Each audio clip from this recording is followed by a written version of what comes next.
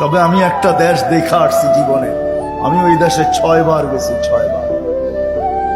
আমি চিনি ওই দেশ, আমি দেখা আসছি, দেখা কথা বলতেছি, শোনা কথা না। আমি দেখছি যখন আজান হয় তো বাজারের গলিগুলার ভিতরে প্রত্যেক দোকানদার নিজের চাটাই বিছাইতে থাকে, প্লাস্টিকের চাটাই বিছাইতে থাকে, আর সবাই একজন আরেকজনকে ডাকতে থাকে, চলো জলদি নামাজ তারপর বাজার, চলো জলদি নামাজ তারপর বাজার। আমার দেশটাও যদি এরকম হইতো,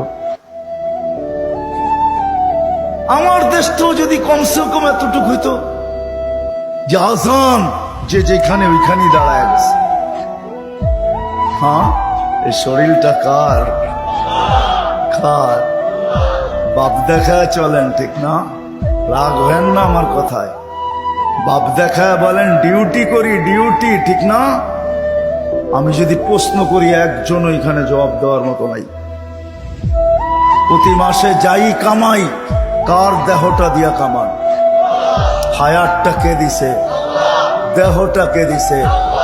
সুস্থতা কে দিছে? পূর্ণতা কে দিছে? কামানের মতো যোগ্যতা আপনার ভিতরে কে দিছে?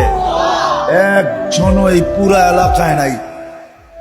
ঢাকা শহরে পাওয়া যাবে কিনা যে মাসের শেষে যা কামায়, 5,000 কামাক আর 500 কামাক, 100 টাকা হাতে নিয়ে উঁচা করে বলে, মালিক তোর দেওয়া দেহটা দিয়া কামাইলাম, এই 100 টাকা তোকে দিলাম, নিয়ে নে। একজন ওইখানে নেই।